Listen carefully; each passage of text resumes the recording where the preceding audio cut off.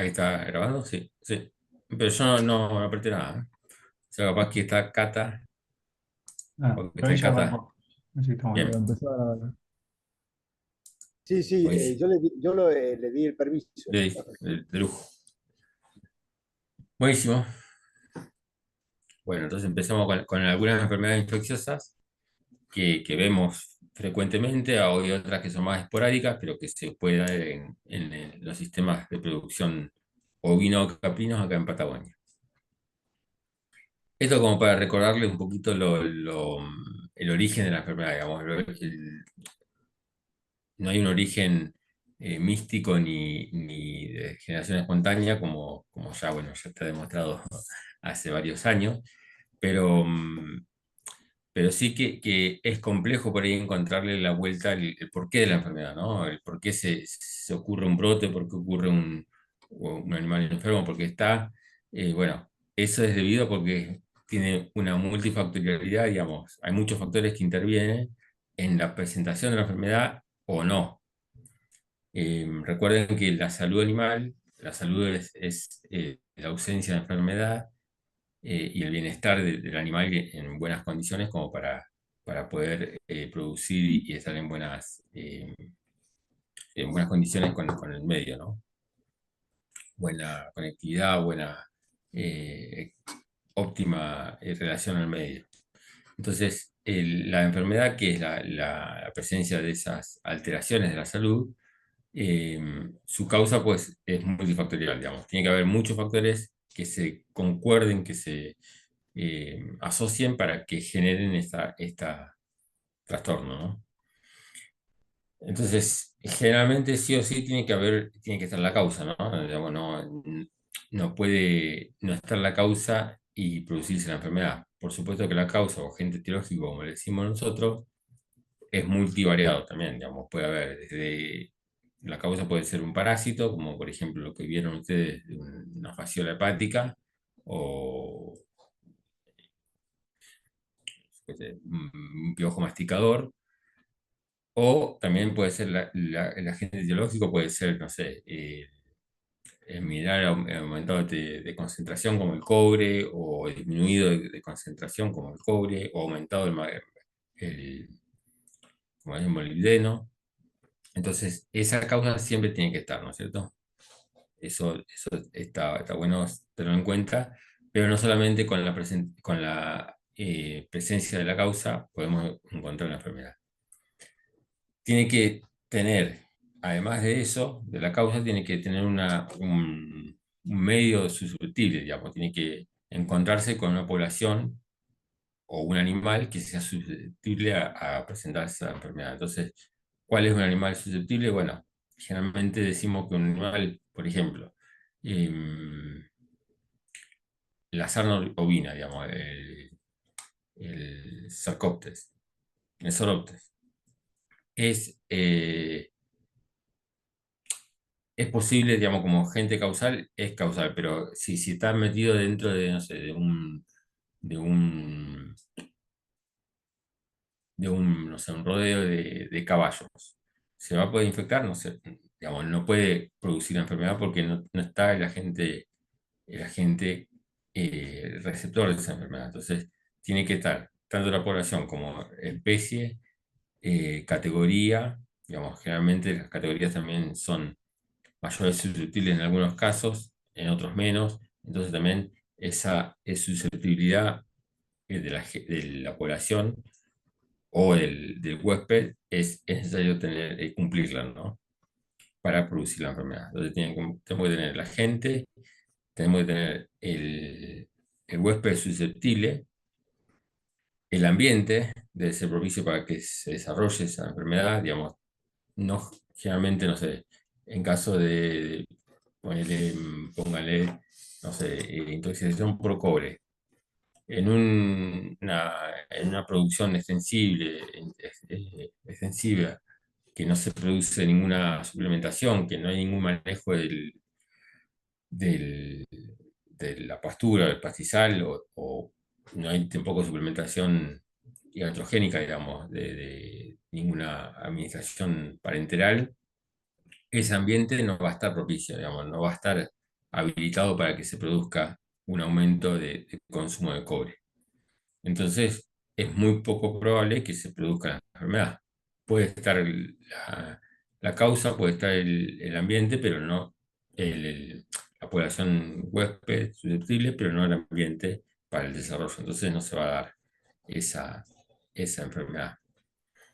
Entonces, además de esas tres patas, digamos, de la producción de la enfermedad, entra también el manejo, que en caso de que no sea apropiado, ahí empieza a tener problemas el rodeo, la majada o el hato a producirse la enfermedad, digamos, a ser más susceptible a generar a estar enfermo.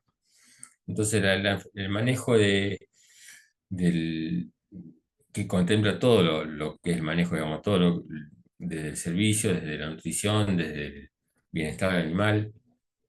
El manejo contempla las vacunaciones, las desparasitaciones o no, o el cambio de potrero.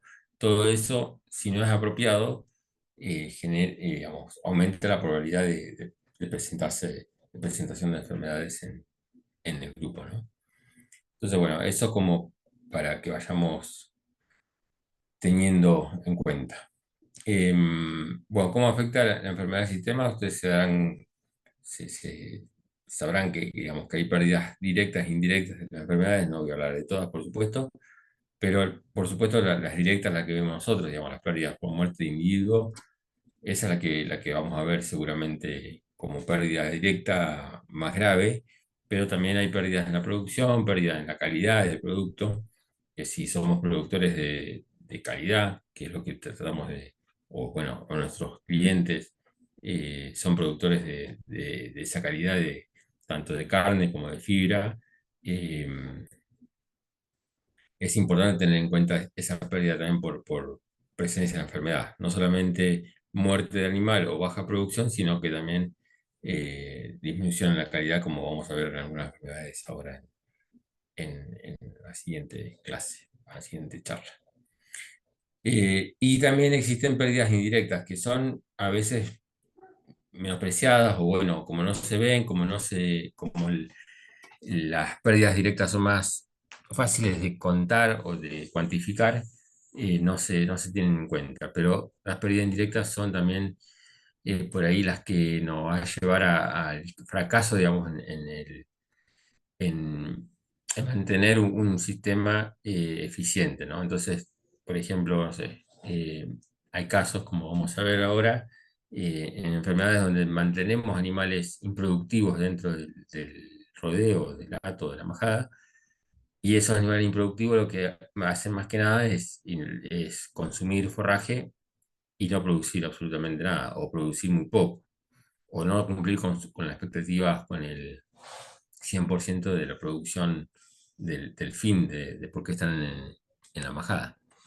Entonces, bueno, esos puntos son importantes y son también cuantiosos y a veces, muchas veces, desbalancean, digamos, el costo que tiene la enfermedad en el sistema completamente. Bueno, entonces vamos a hablar un poco de las enfermedades en Patagonia y por supuesto que la Patagonia no está libre de enfermedades, como en alguna bibliografía antigua, más que nada del año 20-25, se pensaba que Patagonia era como una zona más estéril, digamos, y no se presentaba ningún tipo de enfermedades en el ganado, ¿no? Bueno, con varios trabajos ya previamente en nuestro grupo, en los años 80 empezaron aquellos que empezaron a trabajar, como Robles, Usal, Olechea, empezaron a diagnosticar, digamos, que es la base del conocimiento, digamos, de cuáles son las causales de las enfermedades. Entonces se empezó a diagnosticar y se empezó a definir cuáles son las principales enfermedades encontradas, ¿no?, en Patagonia. Esto es un resumen, no quiere decir que sean las principales enfermedades, pero sí un resumen que hicimos en el 2022, donde eh, diagnosticamos bueno, sí, la definición de las principales enfermedades en los últimos 10 años en el CIRSA, en el laboratorio acá en Inca Bariloche. Bueno, esos fueron los casos diagnósticos y principalmente, bueno, en infecciosas parasitarias y tóxico-metabólicas. Algunas de las infecciosas, que son las que vamos a hablar ahora, o algunas de las que vamos a hablar ahora, son estas: la enterotoxemia, por ejemplo, la hepatitis infecciosa necrosante, la brucelosis ovina, la nasisal, el eczema contagioso, y bueno, la neumonía baciliar y la fiebre catarral, que se dan en bovinos, esas no vamos a trabajar. Y estos fueron casos puntuales, ¿no? Por supuesto que no son los únicos, y son para graficar la importancia que tiene la producción de enfermedades, digamos, en el lote. Por ejemplo, este lote, que tenía 55 animales, habían morbilidad. Esto es el porcentaje de morbilidad, digamos, cuántos animales, es un término que se utiliza para definir cuántos animales se afectaron de enterotoxemia. Entonces, el 21% eran 12 corderos, eh, 12 corderos de 55 se afectaron de enterotoxemia y murieron el 21%. O sea, la letalidad, que es la cantidad de muertos sobre enfermos, sería el 100%.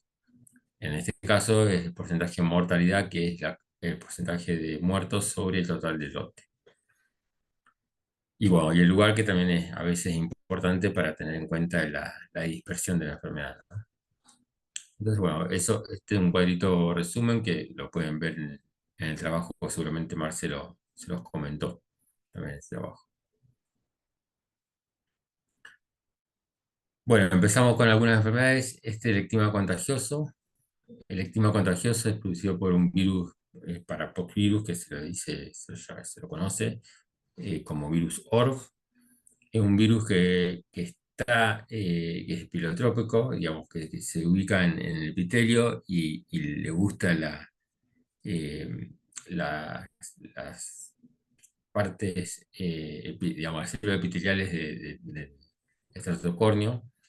Entonces, se ubica en esos animales, ¿no? En esos lugares del animal, digamos, en lugares donde tenemos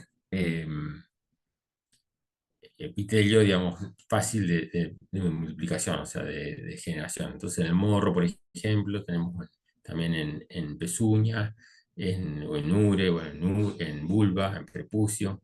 En todas esas zonas vamos a empezar a tener, eh, cuando el animal es infectado por primera vez, se empieza a observar con un eritema, digamos, con un enrojecimiento de la piel.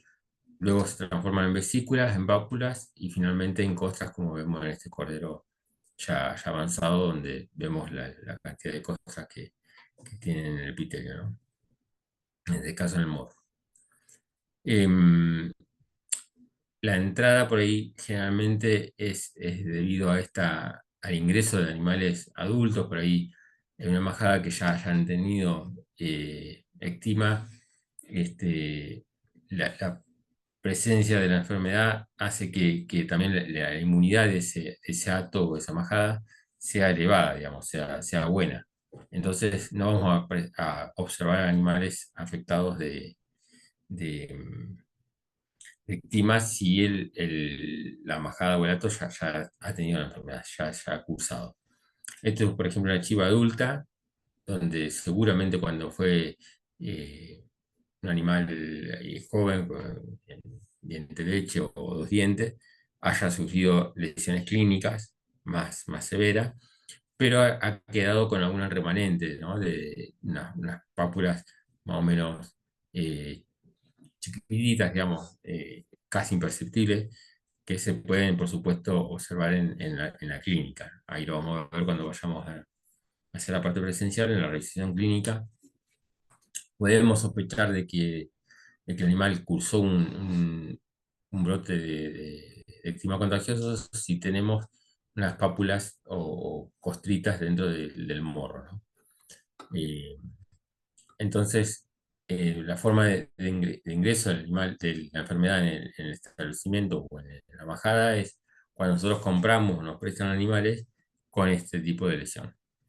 Generalmente, si nosotros no hemos tenido eczema contagioso, o capaz que tuvimos, pero como vamos a ver más adelante, hemos tenido ya hace varios años, o la inmunidad de la majada no está correctamente establecida, si ingresamos un animal con esta lesión, seguramente este animal va a contagiar a nuestros animales de origen, y ahí se produce la enfermedad. Ahora, ¿cómo es el tratamiento del ectima contagioso? Bueno, no es para nada fácil, es un virus, digamos, no hay antibiótico que cure, que mate al virus, ¿no? Tampoco hay antivirales recomendados para la ganadería, digamos, es impracticable. Con lo cual nos queda, lo único que nos queda es poder atajar un poquito, digamos, la presentación clínica y la dispersión o la difusión de la enfermedad en nuestro hato o majada. Entonces, una de las formas que tenemos es el aislamiento de los animales afectados. Si vemos animales afectados, tratar de aislarlo, tratar de mantenerlo fuera sí, no en contacto con animales sanos. Eso en algún punto es practicable, pero ya después, cuando empieza a haber muchos animales afectados o muchos animales con el tema o con vesículas, ya empieza a tener problemas de manejo, ¿no? Entonces, eh, el aislamiento es práctico si tenemos pocos animales o tenemos buenas instalaciones, pero ya después empieza a dejar de ser práctico para animales y para bajadas grandes o gatos grandes. Lo que sí vimos y lo que hemos corroborado, no está científicamente probado, digamos, con un ensayo experimental, pero sí lo hemos probado acá en ensayos con otra enfermedad, es el uso de la escurabicera de plata en el tratamiento, digamos, inicial, cuando recién empieza a tener algún eritema, algunas vesículas, por ejemplo. Ahora vamos a ver los grados de evolución. eh, Ahí, aplicando la curobichera con plata, digamos, la curobichera del sol, se hay una reversión de las lesiones y un estancamiento, digamos, en la dispersión de la enfermedad. Deja de haber contagio y empieza a tener regresión de la lesión en el animal. Este curabichera, acuérdense que tiene, digamos, efecto antiinflamatorio, pero también cicatrizante, digamos. Es muy buen cicatrizador, entonces mejora esa recuperación del animal. Y además también evita que, si nos agarra un ectima, digamos, una boquera en el verano, que estas lesiones, que son bastante sangrantes, bastante eh, húmedas en algunos casos, se llenen de mosca o de creza, o se infecten con una miasis, ¿no? Entonces también tienen triple acción, digamos, la curobichera. Y la prevención, bueno, ahí figura una vacuna. La vacuna existe en el mercado, en Argentina es difícil de conseguir. Vamos a ver cuáles son las limitantes de la vacuna que encontramos acá en el mercado, pero bueno, si la podemos disponer, digamos, si tenemos la posibilidad de encontrar vacuna y en el momento antes de que ocurra, digamos, el brote, en animales jóvenes, digamos, en un cordero de 15 días se hace la vacunación por escarificación en el músculo interno, digamos, de la pata. Y es una vacuna atenuada, pero viva, digamos, con virus atenuado, con lo cual, bueno, se genera ahí una costrita en el lugar de la lesión, y el animal ya se genera inmunidad de bastante tiempo. Ahora vamos a ver cuáles son las limitantes. Y bueno, por supuesto que la revisación previa a la entrada y la cuarentena son las formas de prevención, digamos, que tenemos para poder sugerir, eh, para evitar que haya ingreso de esta enfermedad. Esto, por ejemplo, son imágenes de un caso que tuvimos hace 2 años en un hato o de chivas criollas, donde vemos que la vesícula, esto ya es una úlcera, digamos, ¿no? Que se le forma en labios y en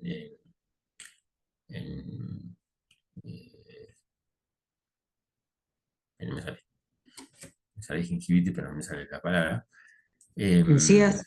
Encías, exactamente. Gracias, Moni. Donde tenemos lesiones ya necróticas y bueno, con vesículas activas, digamos.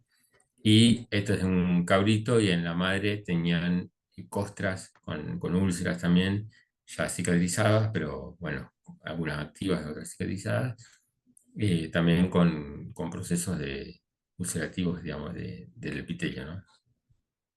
Y eso fue por un ingreso de una chiva ajena, digamos, de un campo ajeno, que ingresó al hato y se produjo todo esto, este brote en medio de lactación. Digamos. Estos chiquitos tenían un mes de vida, o sea que estaban en plena lactación y hubo una merma bastante grande de la producción. No nos olvidemos que el ectima contagioso es zoonótico, digamos, se transfiere, se transmite al humano. eh, Generalmente, para transferirse, el humano no tendría que haber usado guantes, digamos, cuando maneja animales afectados o animales de producción en realidad. eh, y tiene que tener una herida, ¿no? Donde el virus penetre, digamos, en el epitelio. Justamente este dedo es de un compañero nuestro, donde cumplió los dos requisitos, digamos, cumplió el requisito de no usar guantes y tenían una lesión antigua, digamos, de la cutícula. Bueno, se produce esta úlcera también dolorosísima, por lo que dijo, y bueno, que hay una reversión, ¿no? A las 4 semanas, a la quinta semana y empieza a cicatrizar. Bueno, se han hecho trabajos a nivel nacional, digamos, a nivel país, donde se han diferenciado algunos casos, digamos, en caprinos como en ovinos.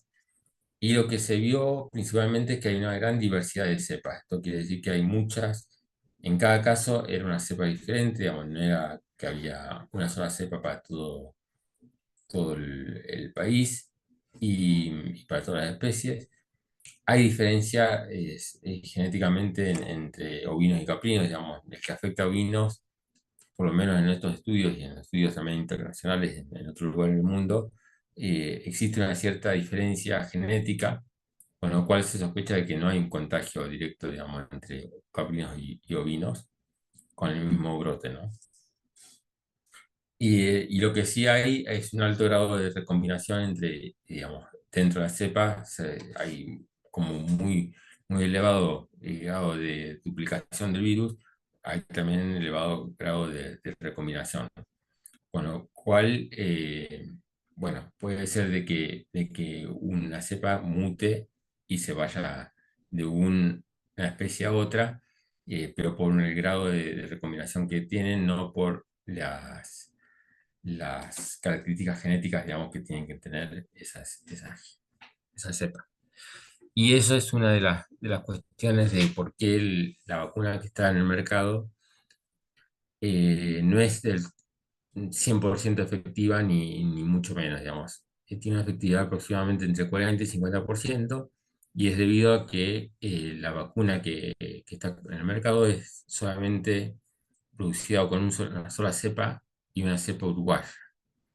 Con lo cual, seguramente, digamos, por supuesto que sí, que va a tener inmunidad cruzada con algunas cepas, pero con otras va a tener diferencia, entonces no va a tener buena inmunidad, por eso la efectividad se disminuye, ¿no? Entonces, una de las propuestas que tenemos dentro del INTA es esta generación de vacunas polivalentes, digamos, que tengan muchas cepas recolectadas, digamos, del país y que puedan abarcar un gran abanico, digamos, de cepas como para poder tener una mejor inmunidad en cada aplicación. Bueno, rápidamente acá la queratoconjuntivitis también es otra enfermedad. Ay, Agustín, te hago una Sí, pregunta. Ahí sí, cuando tenés un cabrito o un cordero lactante y tenés lesiones en las mamas, ¿qué sí. conviene? ¿Retirarlo y seguir con sustituto o lo dejás nomás? Y depende el estado en que está. si es general, digamos, si las madres, no sé, tenés un 20% de madres afectadas y un 20% de chivitos o de corderos, te conviene apartar todo y tratar todo con curobichera de plata, y que mantengan, digamos, la conexión, porque también es importante que haya conexión con la madre, digamos, como para evitar que haya más estrés y así quedan aguachados y pierden calidad seguramente en su producción. Entonces, es preferible que queden con la madre le va a doler seguramente, pero va a poder, digamos, sigue produciendo leche y sigue produciendo, para poder mantener la conectividad con el cabrito. Es preferible mantenerlo con el cabrito siempre y cuando haya un tratamiento eh, paliativo, digamos, entre los dos, ¿no? Con el cabrito y con la mamá de la madre. Perfecto. Ok. Agustín, te hago una consulta. Acá, Sí, ¿sabes bueno. lo que se hace por ahí? El tratamiento que se hace es, se aplica vinagre o azul de metileno como para frenar. No sé si tienen experiencia o un porqué. Yo la explicación que por ahí le busco es que al cambiar el medio en el cual, al aplicar vinagre, por ejemplo, le cambias el medio y es como que frena la replicación, entiendo, pero no encontré ningún artículo ni nada que me explique esa parte. Pero, o sea, es que frenan bastante la aparición de esas costras, ampollas y regresa re bien a lo Ajá. normal, digamos. Y bueno, sí, la verdad que tampoco tengo, no tengo registro, digamos, de que el vinagre pueda cumplir con algo viral, no lo creo, pero sí seguramente, como decís vos, algo físico, algo astringente, digamos, que haga cicatrización de la herida, eso seguramente el vinagre lo más probable es que lo haga. El azul de metileno no desconozco, pero, pero sí, es posible, digamos, y digamos, la función de acá, cuando tenés esas lesiones, es cicatrizar lo más rápido posible y que el animal no sufra tampoco. No, por supuesto, no le va a poner aceite quemado, digamos, porque seguramente va a afectar, digamos, su salud, pero cualquier remedio casero que haga, digamos, una cicatrización de la lesión es tan beneficioso como la cueravichera de plata. En este punto es elemental la cicatrización del animal.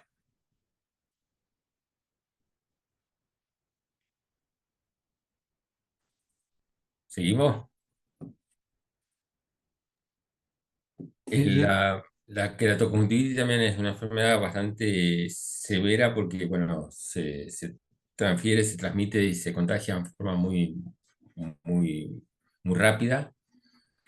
Es producida por bacterias y micoplasmas, por ahora lo que se sabe, digamos, hay una batería de bacterias que afecta, que ingresa, bueno, y que se produce, empiezan la lesión, luego siguen otras bacterias, eh, digamos, una consecución de infecciones que generan la lesión final, que sería una úlcera purulenta, ¿no? Sí, digamos, una generación de pus en córnea y genera esta queratitis que, bueno, que el animal pierde la visión.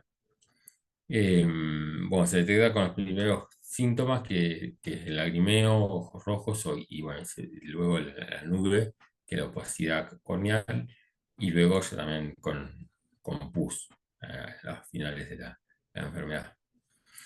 Y el tratamiento, hay algunos antibióticos que podrían llegar a ser usados. Es complejo también el tema del tratamiento, ¿no? En cuanto al manejo del tratamiento, no es tan aplicable como cualquier otro tratamiento más de rutina, como la desparasitación, sino que tenés que tener tratamientos continuos, digamos, se hace con Gentapé, por ejemplo, donde con un colirio a nivel local se debe aplicar cada día por medio, digamos, cada 48 horas, o cada 24 horas por medio, se debe aplicar ese antibiótico y, bueno, tenés un grado de eficacia no tan elevado tampoco, no es que todos se van a revertir. Y como el contagio también es tan elevado, tan rápido, bueno, se te puede desmadrar fácilmente un brote de queratoconjuntivitis. Entonces el manejo es importante, el manejo puede ser con la separación también de los animales, de los primeros síntomas del lagrimeo, eh, separación y aislamiento de, digamos, los animales afectados, y la vacuna no sería una buena, digamos, si bien se utilizan, sé que hay establecimientos que usan vacuna para queratoconjuntivitis en ovinos y caprinos, pero la vacuna está diseñada para queratoconjuntivitis en bovinos, con lo cual también, además de bacterias específicas de esta enfermedad, también traen algunas antígenos, digamos, de virus que no son propios de los pequeños rumiantes, entonces también eso hace que no sea aconsejable el uso de vacunas diseñadas para bovinos en pequeños rumiantes, ¿no? Pero bueno, sé que se utiliza con grado de control, digamos, en caso de brote se empiezan a usar esas vacunas y hay una reversión del brote. Bueno, no una... Víctor, que no, tenía la misión de arreglar todo al final. ¿Sí? Compañeros no lo iban a ayudar, le dan indicaciones, le decían buena suerte, Bueno. que sea lo que tenga que ser. Si el arquitecto ataca el penal, Acá. el arquitecto queda Zacarías, ahí Acá. está. Ahí está. Agustín, Bueno, y en caso de poner la vacuna de las vacas, ¿la dosis qué es? ¿Qué pone la mitad? ¿La dosis? utilizan la mitad, sí. Mm. Pero esto es totalmente empírico y no, digamos, Claro, no sí, es sí. aconsejable a nivel, vamos a decir, técnico, digamos, por esta cuestión de introducir, o la posibilidad de introducir virus dentro del pequeño rumiante que no hay. Ah, Pero sí, utilizan la mitad de dosis. Bueno, y como prevención para evitar el ingreso de animales afectados, es la realización de la entrada y la cuarentena, como varias de las enfermedades que vamos a ver.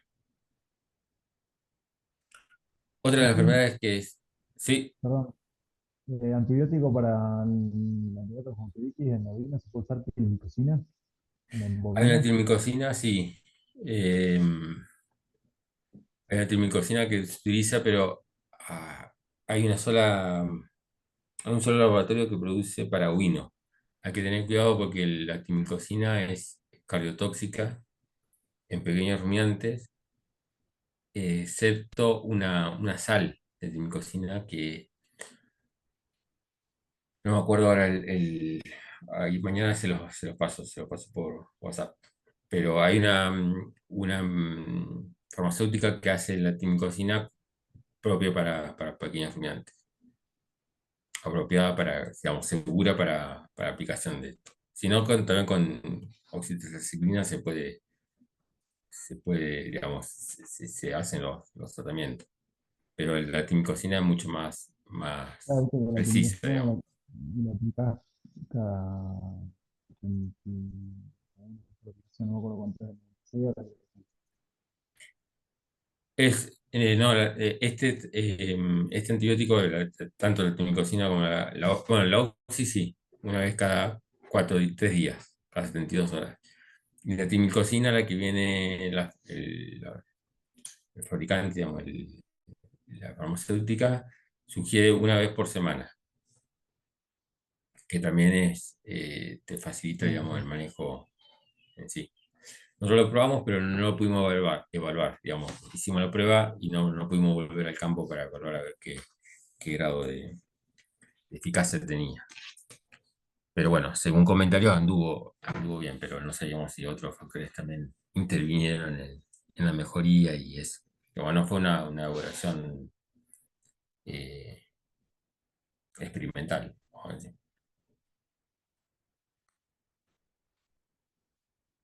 Bueno, lana sisal, o lana engasada que le dicen algunos, es también una enfermedad que se ve en ovinos en Patagonia principalmente en raza merino, solamente, por lo menos hasta ahora, es solamente en raza merino. Y es una enfermedad que es producida, digamos, en realidad en los animales afectados se aísla esta bacteria, que es el Corynebacterium bovis. Es una enfermedad que no es contagiosa o no hay indicios de que sea contagiosa, pero sí que es infecciosa, digamos.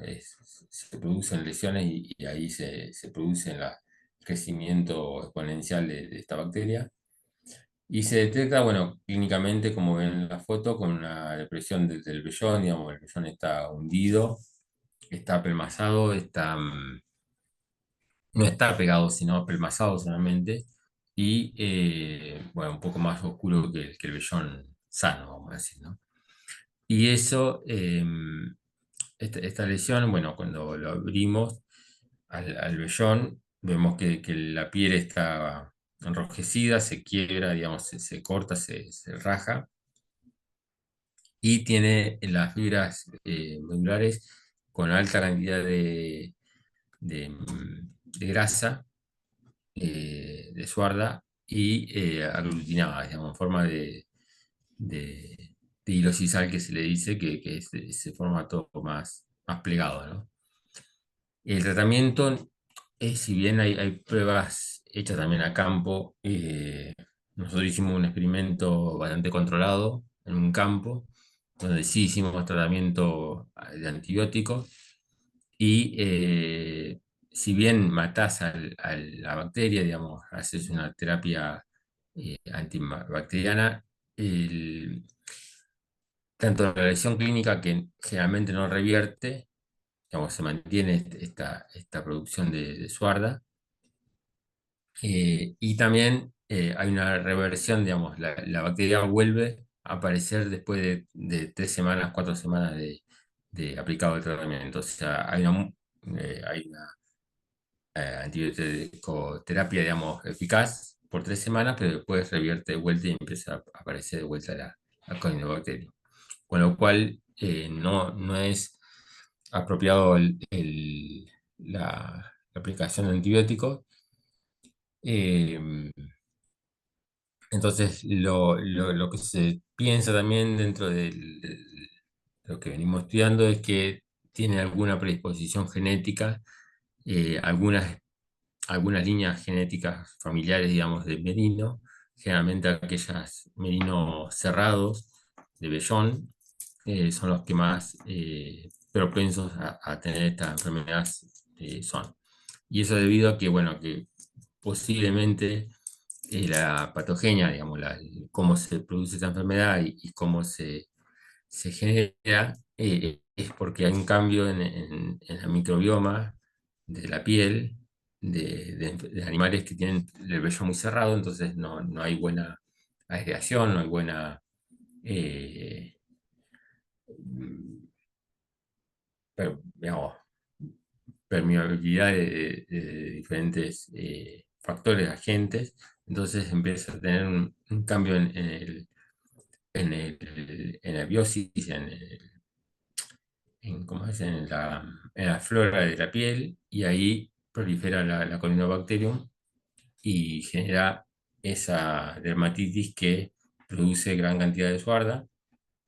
Esta calidad, digamos, la calidad de la lana no es afectada tanto en diámetro de fibra como en tracción, ni tampoco en diámetro, ni en, ¿cómo es? Ni en tamaño, digamos, en espesor de fibra, sino que la complicación de acá, que sí se castiga, la lana esta va inferior, seguro, es porque la industria, digamos, necesita el doble o el triple de desengrasante para poder sacar toda esa grasa de más. Entonces, es por eso que el castigo sí viene con el tema del valor del producto, ¿no? De la fibra. Y bueno, como todavía no hay mucha información de la enfermedad, es una enfermedad que se ve acá en Patagonia y en un lugar en Sudáfrica, en una región de Sudáfrica. Eso es lo que hay, digamos, reportado únicamente. Acá en Patagonia es bastante frecuente, hay establecimientos con 30% de animales afectados, con lo cual es 30% menos de producción de calidad de lana. Y entonces lo que nosotros estamos eh, recomendando, digamos, es también evitar el ingreso de animales que tengan estas enfermedades clínicamente, y si se puede conocer un poco más la historia de la línea genética que vamos a incorporar, sería bueno como para no incorporar animales de vellón cerrado, digamos, ¿no? Bueno, esto es, por ejemplo, también una lesión, no sé si qué les parece, digamos, como diagnóstico diferencial. ¿Qué otra enfermedad podría llegar a ser, hacia simple vista,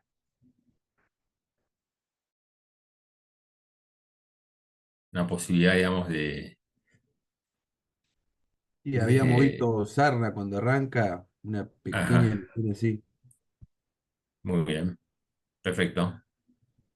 La sarna también puede producir el primer síntoma, digamos, es una cesárea incipiente, donde se produce una costrita, digamos, una infiltración de las fibras meduladas, perdón, engrasadas, pero bueno, que tenemos que hacer un diferencial seguramente con sarna, donde el diagnóstico de esta enfermedad es con hisopado y envío al laboratorio, o el raspaje para descartar que sea sarna, ¿no?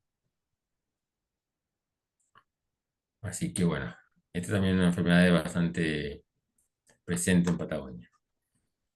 Otra de las enfermedades que afecta a la lana es la lana de palo, o la infección por dermatofilos y dermatophilus congolensis, que es una bacteria que también se encuentra generalmente en la piel del animal, y en algunas categorías, como generalmente animales jóvenes, digamos, que están desde juveniles a adultos, digamos, en esa transición es cuando ocurre la proliferación de esta bacteria, que genera también una dermatitis y suarda en elevada cantidad, también suero, digamos, empieza a tener liberación de suero. Ese suero con el aire se solidifica y genera esta aglutinación de las mechas de fibra y cornificación, ¿no? Entonces vamos a tener fibras mechones que son duros al tacto. eh, y bueno, y cuando se hace la esquila, también la esquila hace heridas en la piel, ¿no? Con lo cual eso complica, digamos, tanto la salud del animal como también el buen tratamiento, digamos, buen procesamiento de la esquila. Acá como tratamiento está antibióticos, sin embargo nosotros nunca lo hemos probado. Hay en la bibliografía algunos antibióticos también utilizados para estos casos, pero es impracticable en el momento de que de una majada, no sé, de 500 animales, es difícil el tratamiento. Y acuérdense que solamente afecta, o sí, principalmente afecta a animales juveniles. Digamos, una vez que el animal ya produce anticuerpos, ya en edad, a partir de 2 dientes, 4 dientes para adelante, ya el animal ya no se ve afectado. Entonces lo vamos a ver en la primera esquila de las borregas, digamos, o borregos. Esta bacteria también produce, además de la lana de palo, puede producir en corderos, en animales jóvenes, puede producir una lesión que es así, es bastante severa, digamos, cuando es producida en animales estresados o animales con poca condición corporal, donde hay una proliferación de la bacteria en lugares de epitelio similar al ectima contagioso, digamos, al virus, pero en pabellones auriculares, por ejemplo, en rodete coronario, también en morro, también en ojos, se puede producir una proliferación del epitelio, generando esa hiperkeratosis y produciendo el deterioro tan grande del animal que puede producir brotes fatales, digamos. Este es un caso de la pide frutilla que se le dice a la enfermedad cuando cuando invade, digamos, en forma multisonalmente este mismo cordero, esta bacteria, ¿no? Esta bacteria generalmente en corderos no afecta, pero bueno, cuando encontramos un animal decaído, con baja inmunidad, nutrición mala y humedad, puede proliferar. Bueno, acá sí tenemos algunas enfermedades infecciosas como principal enfermedad infecciosa en pequeños rumiantes. En Patagonia tenemos la brucelosis ovina. eh, Eso sí queríamos detallar un poquito más. Se nos está yendo un poquito los tiempos igualmente, así que vamos a ir medio rapidito. Esta brucelosis es producida por Brucella ovis, que no se transmite al humano, digamos, no es zoonótica, por lo menos no hay registro de contagio. Es diferente a la brucelosis caprina, que generalmente es producida por Brucella melitensis. Si bien los ovinos también pueden ser contagiados por Brucella melitensis, la brucelosis ovina o epididimitis de los carneros, que es el sinónimo de esta enfermedad, eh, es producida por Brucella ovis. Es una enfermedad crónica, digamos, un animal que está infectado por la Brucella ovis se mantiene de por vida y enfermo. No es probable, digamos, una curación del animal. Y es una enfermedad que tiene transmisión sexual, o sea, que es venérea. O sea, se transmite, es contagiosa y el contagio se da en el momento del coito.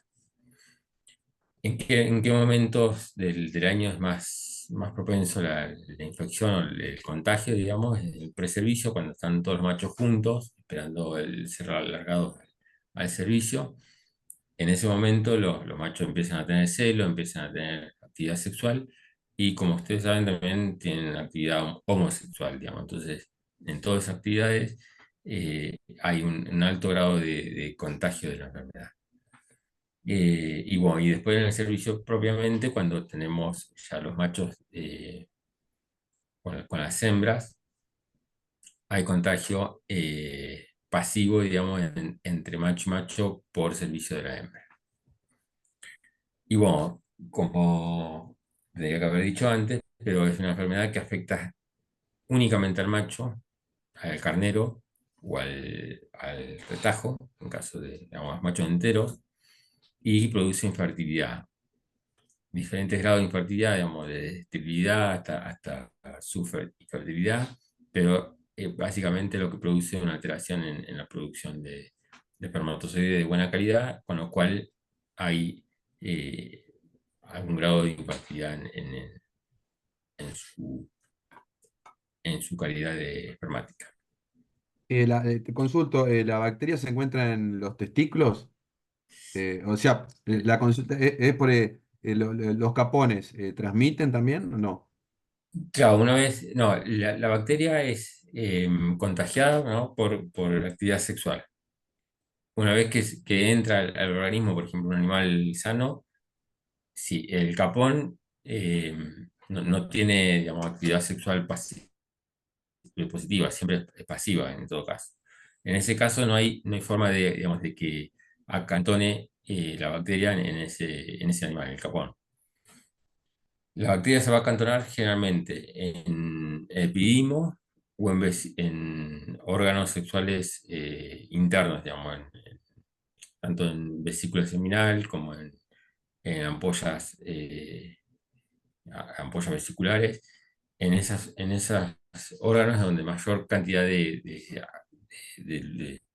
digamos, su órgano de predilección son los epidimos y ¿cómo es?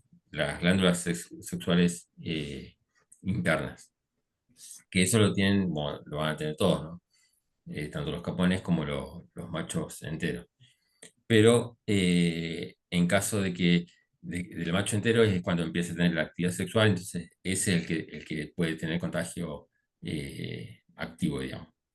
Y ese, cuando se contagia, ahí va a las glándulas accesorias internas y también al epididimo y al testículo. Pero no necesariamente, digamos, un carnero entero, ¿no? Que esté infectado, está enfermo, vos lo castrás, digamos, pasa a ser capón, pero la enfermedad y la bacteria va a seguir estando acantonada en las glándulas internas. Entonces va a seguir largando bacterias al medio, a través generalmente de orina, por ahí capaz que se le termina la parte sexual, digamos, de monte y demás, pero sí va a seguir excretando bacterias a partir de orina. Entonces, si son capones digamos, cuando son corderos, es muy poco probable que mantenga, se contagie y tenga eh, transmisión, digamos, de la enfermedad. En Claro, caso yo de digo, que, viste cuando por ahí te dan positivos, entonces lo que quiere hacer la gente por ahí es escaparlo, esperar un tiempo que se engorden y venderlo. sí, Pero claro, esos animales tienen que estar totalmente aislados igual. exactamente, Claro, exactamente, porque igualmente va a empezar a excretar, digamos, la úlcera por medio de orina o bueno, o va a quedar algún remanente de actividad sexual todavía que pueden llegar a, a contagiar, digamos. claro. Sí, si salen positivos se pueden castrar, pero se tienen que aislar de la majada. Eso se ve ahora en el plan de control. Bueno, en Patagonia hay históricos, digamos, registros de que la enfermedad está distribuida en todas las provincias de producción de ovinos en diferentes grados, pero aproximadamente un 6% de los carneros, de todos los carneros en Patagonia están, por lo menos son positivos serológicamente, y está ampliamente distribuido. Eso quiere decir que más del 65% de los establecimientos tienen al menos la enfermedad serológicamente validado. Eso fue entre un estudio que se hizo del 95 al 2010 y se repite en el caso de retrospectivo que hicimos, se repite aproximadamente los mismos niveles, excepto que en Río Negro aumentó, por ejemplo, el doble, ¿no? Hubo un crecimiento de la prevalencia hasta el doble. Esto quiere decir que por ahí estamos en la provincia se están haciendo las cosas no del todo bien. Esto, por ejemplo, en Río Negro, los 29 establecimientos que mandan suelos para analizar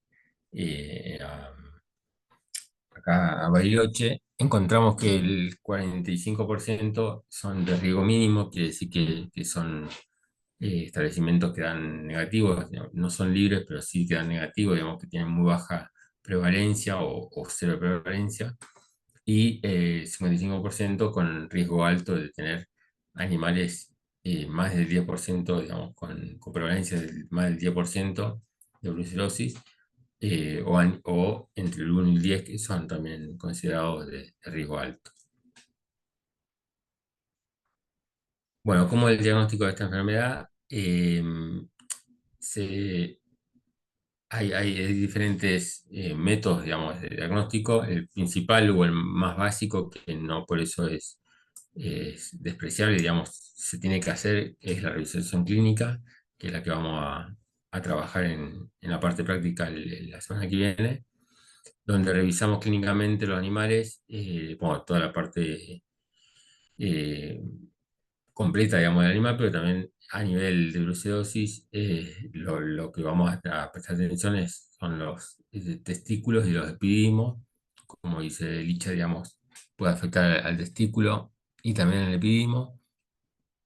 Principalmente afecta digamos, a la revisión clínica, vamos a ver diferentes patrones, digamos, de testículo, tenemos tiene que ser deslizable en el escroto, tiene que tener buena consistencia y el tamaño tiene que ser también parejo, ¿no? Si vemos en esta foto, vemos que el epididimo derecho está agrandado de tamaño en comparación con el izquierdo y seguramente si lo palpamos lo vamos a sentir mucho más duro, más como una piedra, ¿no? Esta revisación clínica que es la base, digamos, del diagnóstico de brucelosis o de otras afecciones a nivel reproductivo, solamente detecta el 30% de animales enfermos por brucelosis. Eso quiere decir porque solamente el 30% de los carneros afecta al epidimo y testículo. La brucela, el otro 70% afecta a las glándulas internas, que no lo vamos a poder palpar, que son las glándulas, las vesículas seminales, las ampollas, y bueno, y diferentes órganos internos. Entonces lo que tenemos que valernos también es del sangrado de los animales, digamos, a partir de análisis de suero, podemos encontrar títulos que nos den indicios de que sea animales positivos o negativos a Brucella ovis. Eso también es una buena avance, digamos. Podemos tener hasta el 95% de eficacia, digamos, en la detección de animales verdaderamente enfermos con brucela. Y para confirmar, lo que nosotros recomendamos, además del sangrado, de analizar las muestras de semen de animales que nos dieron positivo, que tenemos por ahí algunos con o sin lesiones, pero bueno, animales positivos, hacer una extracción de semen y ese semen se hace una evaluación de pruebas moleculares como la PCR o se puede hacer cultivo y con estas pruebas que son las pruebas directas vamos a definir si están o no están la brucela dentro de nuestra majada. Y bueno, la medida para el control es, primero es evitar que ingrese la enfermedad, ¿no? Como siempre es incorporar animales sanos, pero en este caso de establecimientos que sean de riesgo mínimo, digamos que tengan muy baja carga de prevalencia, con lo cual no vamos a garantizar que el animal que trajimos, que incorporamos sea animal sano, ¿no?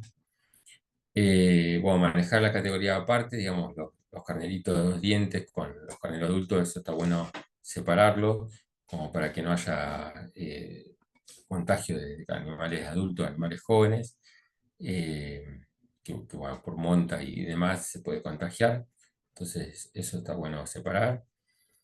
La revisión clínica y el sangrado siempre es elemental hacerlo en el preservicio, como para definir a ver en qué estado estamos antes de inicio del servicio. Y si necesitamos hacer un control de la enfermedad, digamos, si confirmamos que tenemos la enfermedad en la majada, el momento óptimo para hacer ese plan de control es en el post-servicio. Después de que pase el servicio, allá en la esquila, por ejemplo, empezamos a hacer el control de la enfermedad, que es la revisión clínica, sangrado y el descarte de animales positivos a ELISA, que es la prueba de detección de serológico, ¿no? Entonces, animales positivos se descartan y esos hacen 2 o 3 sangrados separados en 60-80 días en cada sangrado. Y con eso podemos disminuir casi a cero o erradicar, o disminuirlo a cero, la prevalencia de la enfermedad. Eso sería como Agustín, la perdón, medida de una control. consulta. Sí, Vos decís, yo sangro, te mando las muestras, vos haces serología ELISA y me tiene que dar negativo 2 muestreos consecutivos separados por ¿cuántos días? No lo dijiste. 60-80 días. Entre 60 y 80 días depende del manejo del establecimiento. Lo ideal es tener esas 2 muestras negativas, digamos. Igualmente, nosotros lo que estamos recomendando ahora es previamente hacer ese plan de control, es confirmar de que en el campo tengas la bacteria. Hemos tenido establecimientos donde tienen 5% o 7% de positivo.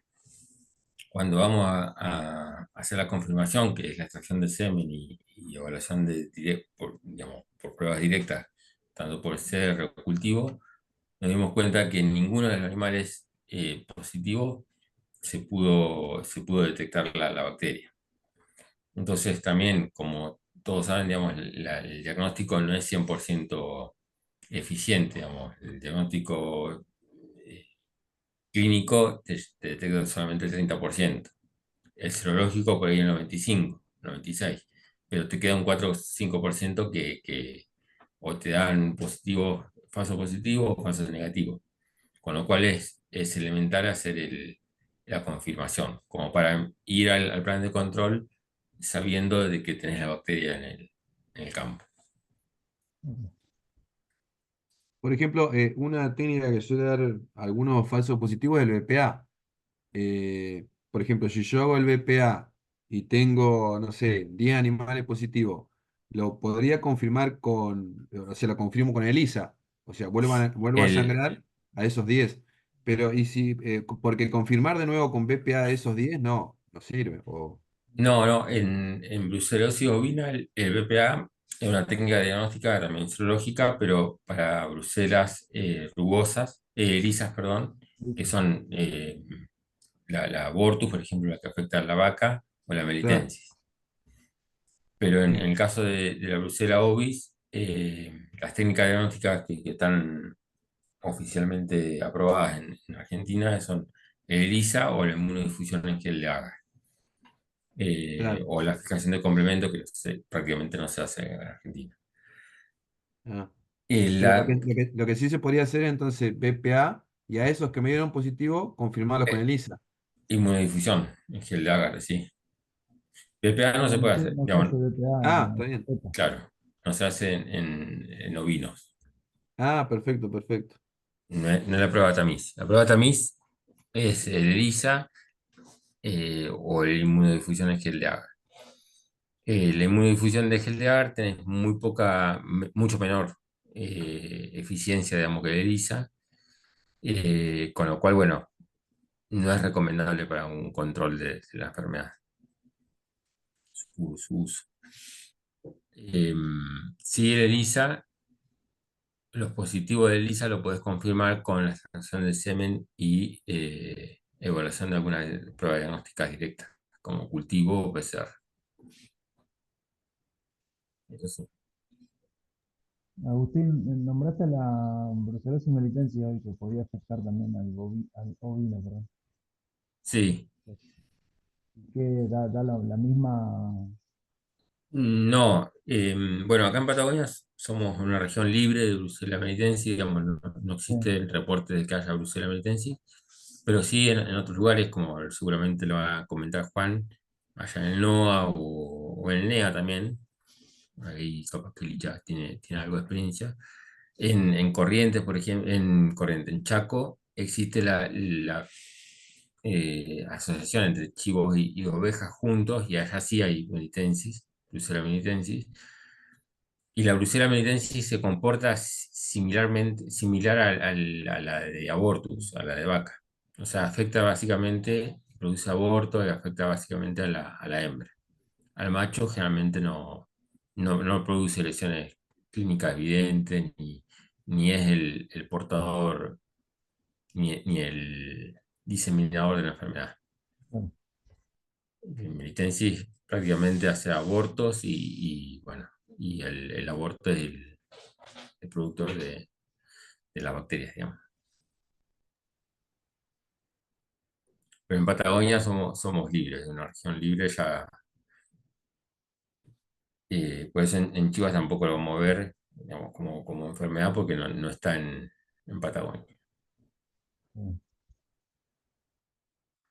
Bueno, otra enfermedad que también puede producir, como vemos en esta imagen, esto es un carnero, bueno, estos son los testículos, tiene una orquitis bastante severa, no sé si lo pueden llegar a diferenciar con otros carneros que por ahí hayan visto, pero este es interesante porque es un carnero que viene de un campo que hicimos nosotros el control de la brucelosis ovina, entonces a los 2 años después de hacer el control apareció este carnero y el productor nos dijo, che, acá tenemos de vuelta a Brucela.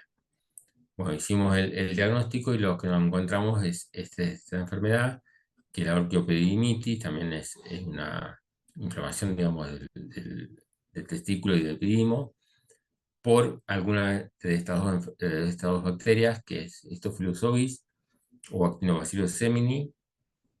Este es un carnero adulto, ya padre de cabaña. eh, con lo cual, bueno, hicimos el ELISA, dio positivo también, como para que lo tengan en cuenta. Hicimos el diagnóstico, digamos, hicimos el sacrificio y el diagnóstico molecular y cultivo de bacterias y dio positivo a Actinobacillus semini. Y el Actinobacillus semini, tanto como Staphylococcus como el Actinobacillus, son flora normal del prepucio, que en algún momento, en algunos animales, puede ser en carneros adultos que vaya al testículo, digamos, del prepucio, infecte el testículo y ahí produzca algún tipo de inflamación y lesión. Y en el caso de Staphylococcus, que también es flora normal del prepucio, generalmente en carneritos cuando saltan desde digamos, la pubertad, con un aumento de cantidad de, por ejemplo, de alimentación, digamos, generalmente esto pasa en cabañas, donde hay un aumento en la nutrición y hay un cambio hormonal por la pubertad. En los carneritos puede haber, digamos, una infección de Staphylococcus aureus y genera también una orquitis que, como vamos a ver en esta imagen, este es el testículo, esto es una orquitis unilateral, ¿no? Este testículo, el izquierdo estaba sano y el derecho, como van a ver ahí, era el que estaba afectado. Este es el testículo sano y este es el afectado donde está abierto, por supuesto, la producción de pus y, y la necrosis que se ve en el testículo hace que imposibilite, digamos, la producción de semen en este testículo y también empieza a haber baja producción, digamos, en el sano, ¿no? Con lo cual este animal era improductivo, por supuesto, y con gran posibilidad de dolor y demás. No es contagiosa, no es una enfermedad contagiosa, pero sí que es para tener en cuenta para diferencial de brucelosis ovina, por ejemplo.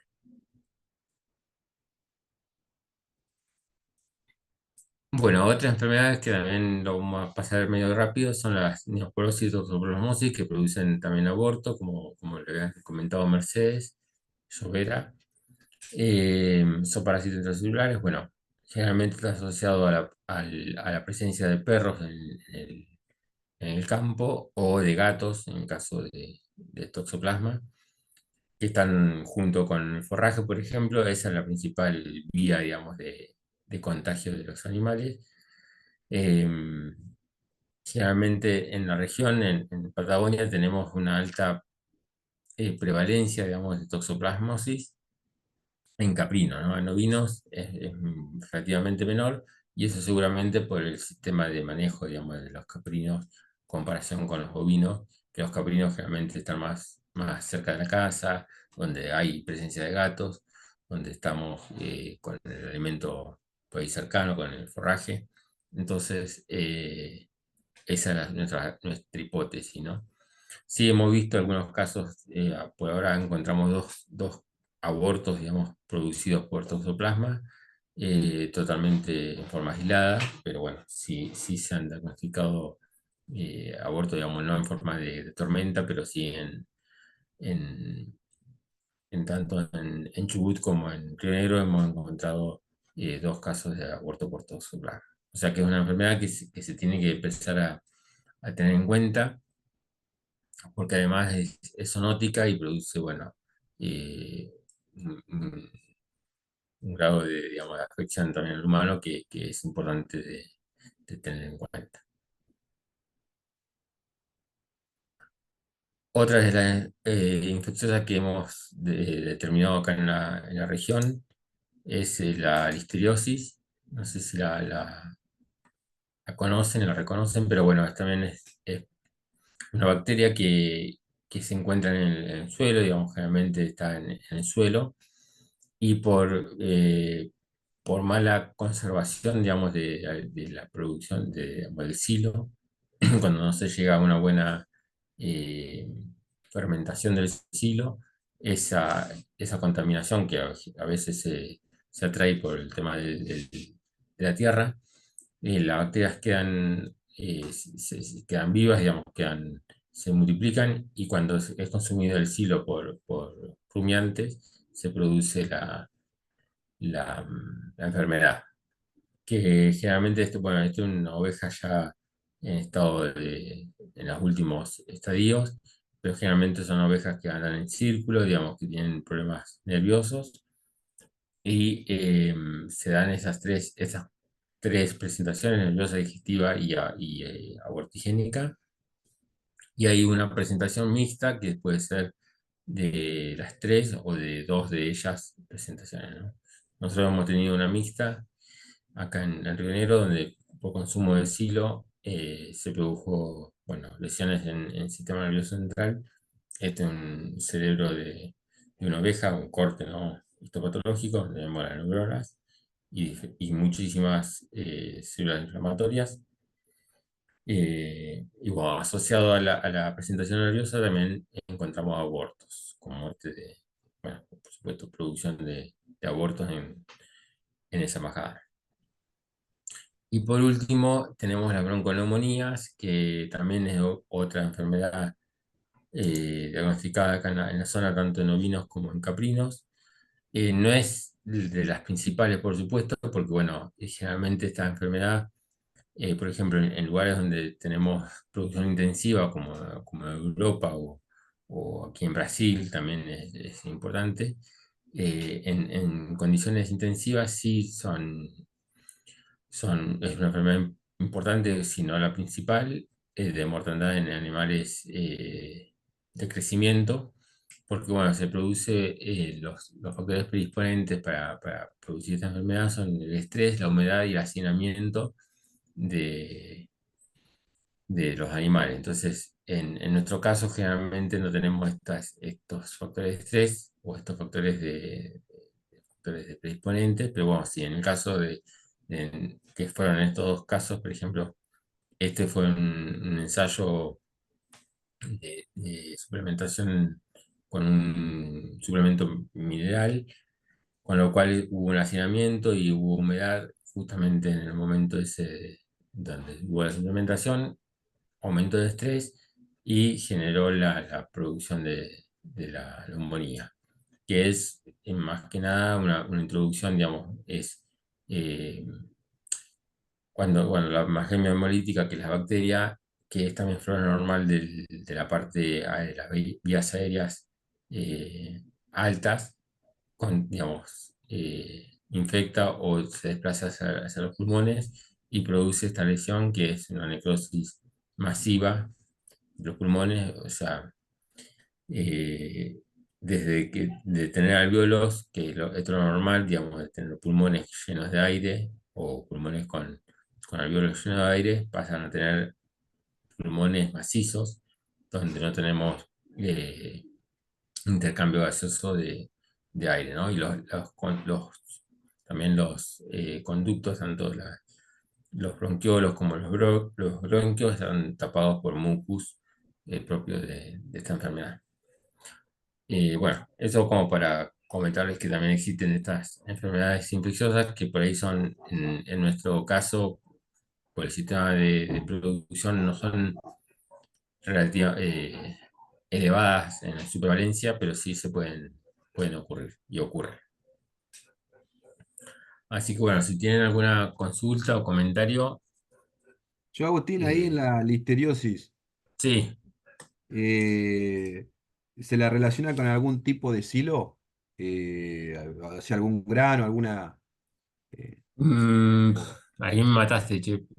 Yo lo que tengo, no, lo que tengo registro de casos en Buenos Aires, por ejemplo, en Salta y acá, fueron silo de maíz, pero debe ser por la frecuencia, digamos, de que el silo de maíz es más frecuentemente hecho que, no sé, que silo de sorgo.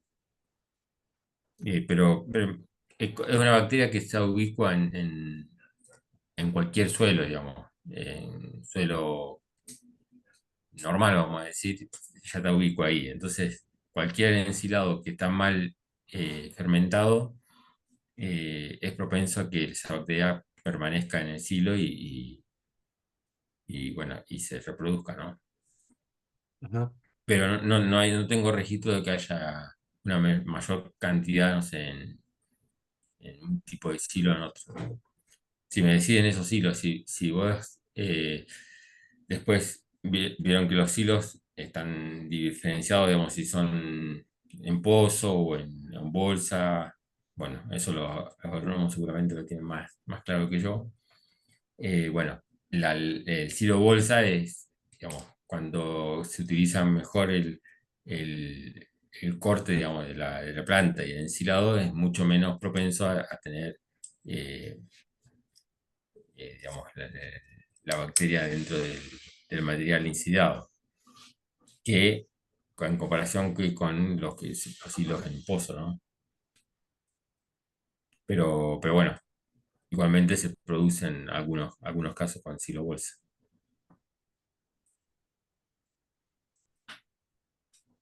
No sé si te refería a eso ahorita en el Sí, sí, proceso está del bien, claro. silo Yo, o yo en... quería ver si había alguna, si había más frecuencia más en un silo o que en otro. Era eso. Pero sí. eh,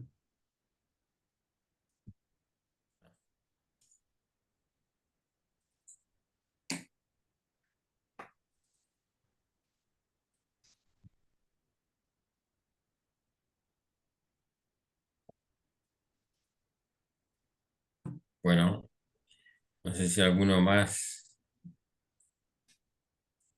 tiene algún comentario, alguna consulta, alguna pregunta. Si no, si les parece, -20. Menos cuarto, ¿le parece? ¿Empezamos? Empezamos, no, seguimos ya la última parte de infecciosa que nos quedan las clostridiales, que son un bloque aparte, digamos. Pero es más cortito que este, es perfecto. seguro. Perfecto. Perfecto. ¿Sí? ¿Mayoría presente o No, por acá estamos, por acá estoy. el lujo? Uno. Estamos. Estamos en línea. El lujo. Entonces estamos. Que bueno, la última sección, digamos, de enfermedades infecciosas que también son importantes a nivel en Patagonia, básicamente porque se producen, o sea, la producción de rumiantes y rumiantes menores es bastante importante, o son una de las principales, y estas enfermedades son muy recurrentes tanto en ovinos como en caprinos, básicamente en ovinos, lo que vimos nosotros o estamos viendo más continuamente. Pero en caprinos también ocurren y, bueno, son similares a lo presentado en ovinos. Con lo cual, bueno, vamos a presentar nuestra casuística no nuestra casuística, sino nuestra experiencia en estas enfermedades que son, eh, como dijimos, endémicas en Patagonia. Existen, bueno, ustedes saben que las enfermedades clostridiales son enfermedades producidas por Clostridio, que son enfermedades generalmente no son contagiosas, pero sí infecciosas, digamos, no es que se contagian de un animal a otro, sino que una vez que se produce eh, la infección de esa bacteria, de una bacteria, una clostridial en un animal, se puede producir la enfermedad. Y existen varias enfermedades clostridiales, de las cuales hay cuatro que son las más importantes o las que se presentan con mayor frecuencia acá en Patagonia, que son la enterotoxemia, la gangrena gaseosa, hepatitis infecciosa necrosante y algo de tétanos, en algunos casos particulares. Bueno, acá vemos una foto donde se ve el cuerpo de la bacteria, esto es una bacteria, y vemos acá como si fuese una cabecita de la bacteria, que son los esporos, ¿no?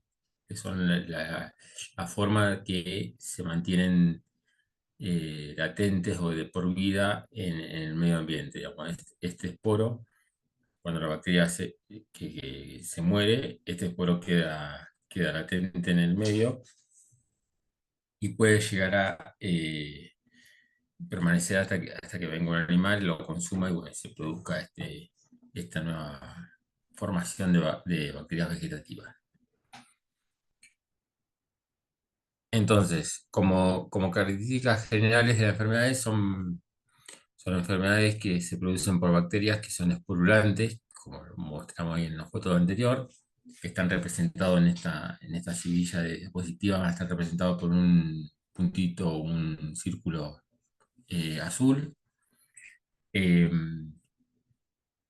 Son bacterias esporulantes, quiere decir que producen esporos y esos esporos pueden permanecer en el medio ambiente.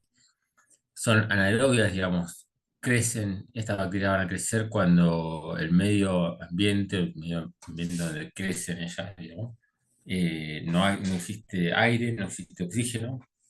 Entonces, en tejidos o en ambientes donde la falta de oxígeno hace que esas bacterias se desarrollen de esporo a bacterias vegetativas.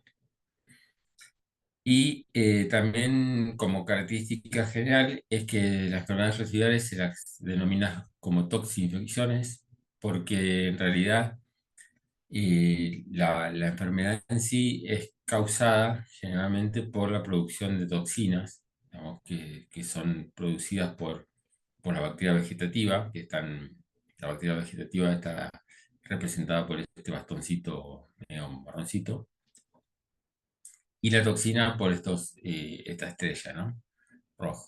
Entonces, la generación de bacterias vegetativas producen toxinas, y esas toxinas son las que producen las lesiones que generalmente son mortales en el organismo de los animales.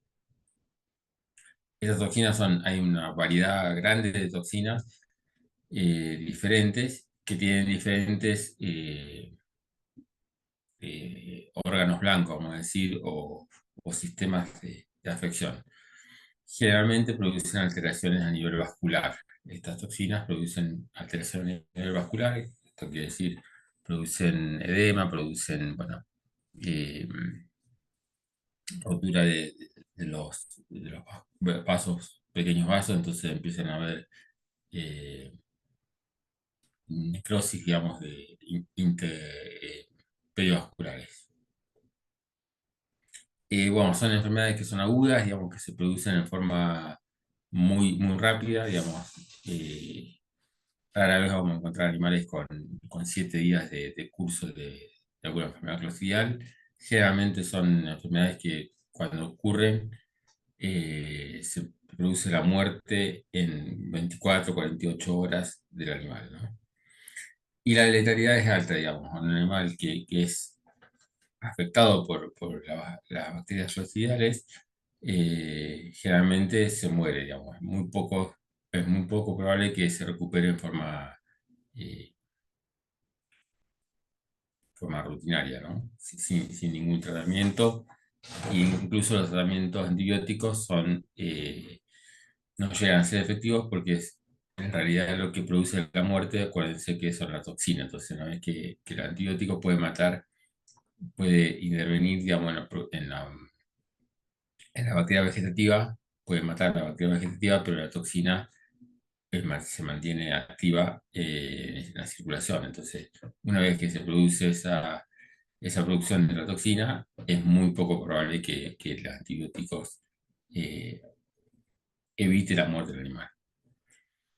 Y lo que tienen es que existen para la producción de la enfermedad factores predisponentes que varían según la enfermedad que vamos a hablar, pero los factores predisponentes son muy importantes, como dijimos en su inicio, como en el momento de generación de enfermedades. Bueno, los factores predisponentes en esta clase de enfermedades son muy, muy importantes para tener en cuenta incluso bueno, para definir a ver si es o no una enfermedad, muchas veces se preguntan si hubo algún factor predisponente previo que estén expuestos los animales como para definir si la enfermedad está o no presente.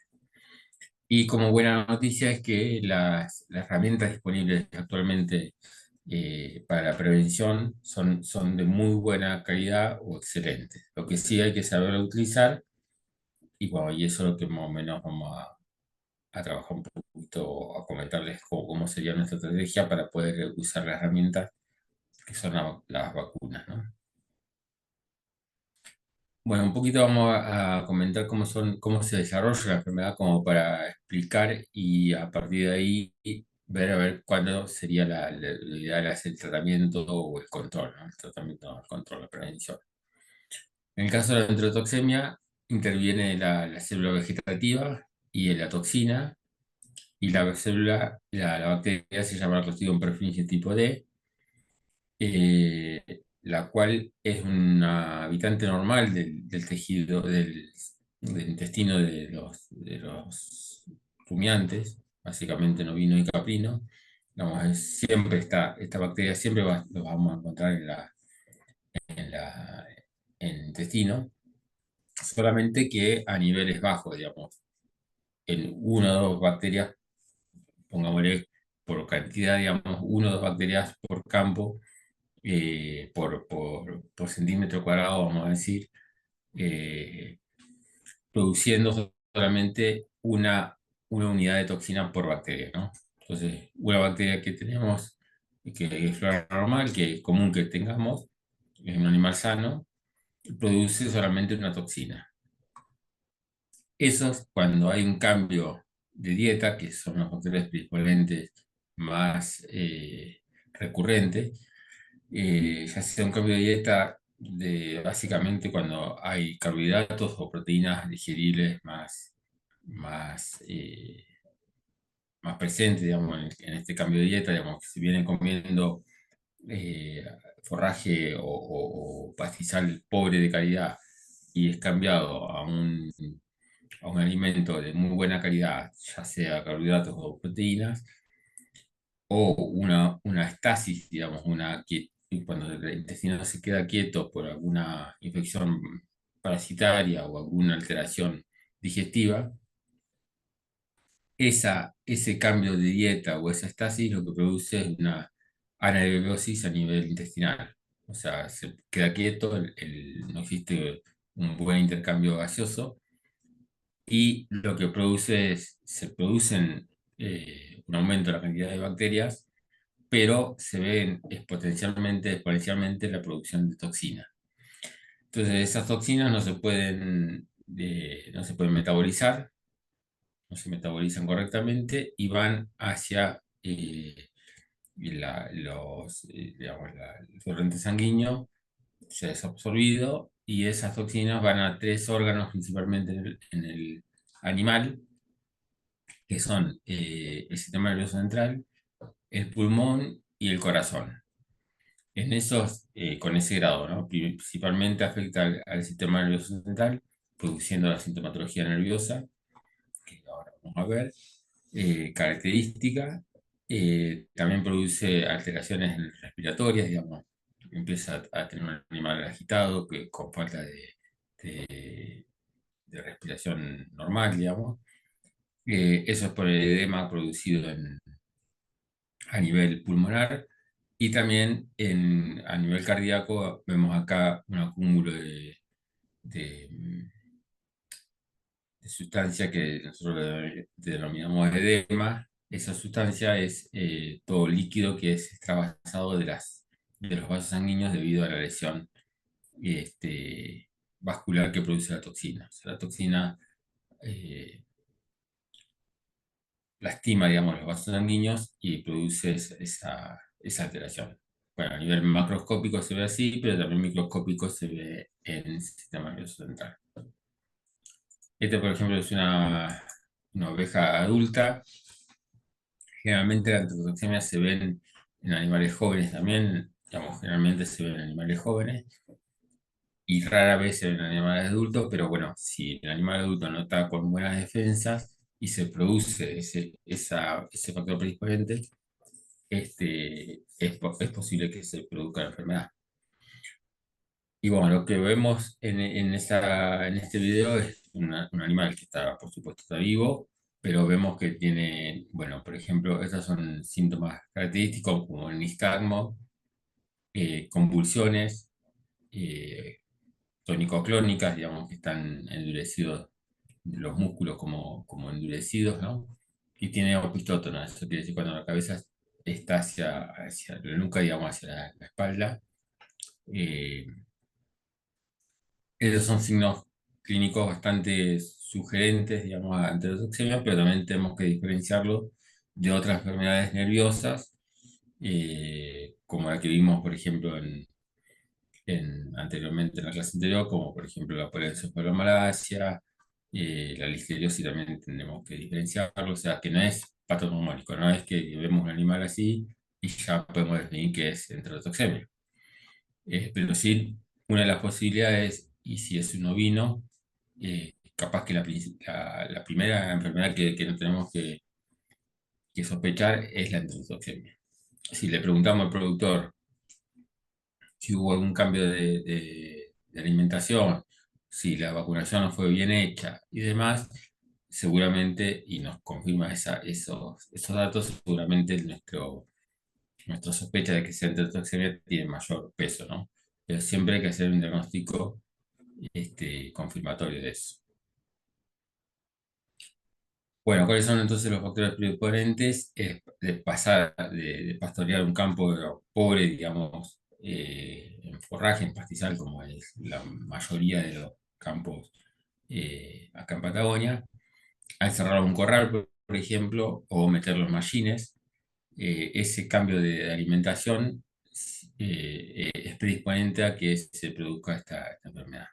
O también en casos en el verdeo, en el verdín, digamos, de otoño o primavera, de los pastizales naturales, se produce un aumento de la proteína disponible en ese, en ese rebrote y un aumento de la posibilidad de tener brotes de enfermedad.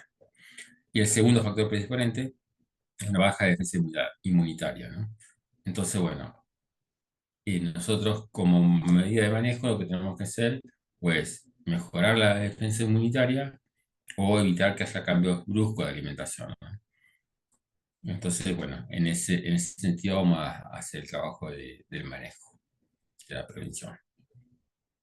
Otra enfermedad es la hepatitis infecciosa necrosante, que tenemos acá ingresa como actor principal el esporo, con el redondito, con el circulito, la bacteria vegetativa y la toxina que produce esta bacteria, ¿no? Y la bacteria en este caso es el Clostridium novi tipo B. Y el órgano afectado es el hígado, como su nombre lo dice la enfermedad, ¿no?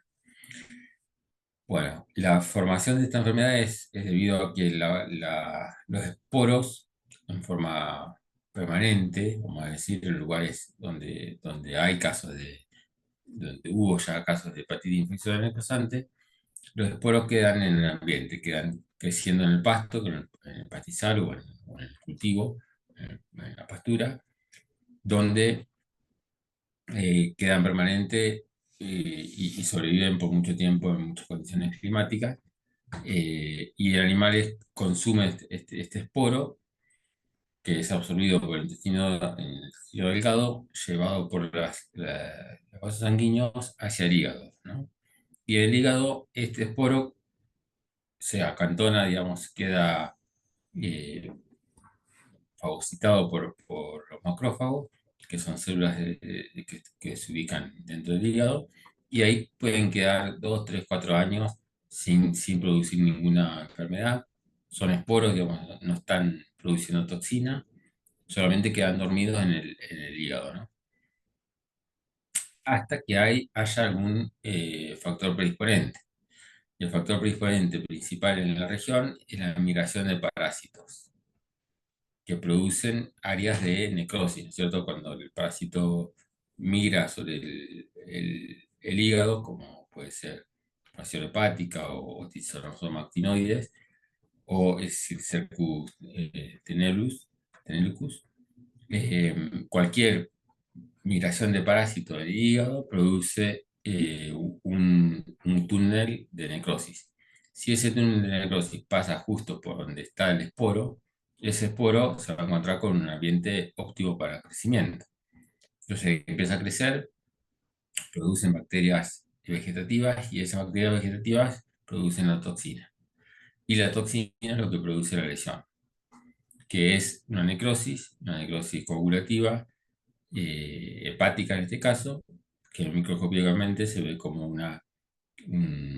bueno, una arquitectura sin tejido, sin células, ¿no? Y el halo de células blancas que son las inflamatorias. Entonces esto nos confirma de que, bueno, el animal murió de esta hepatitis. Entonces, como factor predisponente, básicamente está el daño hepático, que puede ser por presencia bueno, de cualquiera de las dos parásitos, y por supuesto también que estén pastando sobre campos donde tenemos la bacteria previamente. No está distribuida en todos los campos iguales, es como similar, digamos, a la presentación del carbunclo, donde el esporo de Bacillus anthracis digamos, contaminan un área, o ya sea un potrero o una zona, digamos, por el agua, también por la distribución del agua, puede colonizar esos esporos en aguas abajo. Bueno, en caso de los esporos de Clostridium novi también pueden contaminar, digamos, zonas de pastoreo en aguas abajo, ¿no? Con lo cual generalmente es una enfermedad que se presenta básicamente en la precordillera, cordillera de Patagonia. Ahí se encuentran en, en gran cantidad, digamos, es una enfermedad que hay que tener en cuenta y hay que prevenirlo de forma constante, digamos. Entonces, bueno, cualquier parásito y también una baja defensa inmunitaria son los factores predisponentes principales de esta enfermedad. La gangrena gaseosa, la tercera enfermedad que vamos a trabajar, digamos, de clostridial, también interviene un esporo, la célula vegetativa y la toxina, y generalmente es causada por Clostridium septicum, pero también puede ser por Perfringens, por Chovei, por Clostridium Chovei. Existen una serie de Clostridium que pueden producir gangrena gaseosa. Principalmente los diagnósticos son por Clostridium septicum. Y la afección es, en Patagonia básicamente se ve más que nada en subcutáneo y en músculo de grandes masas musculares. Y también la patogenia, digamos, es la forma de producción de esta enfermedad es exógena, perdón, tiene que consumirse, digamos, la bacteria o cualquier hepatitis infecciosa causante.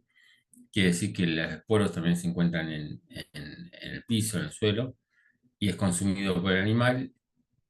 Disculpen.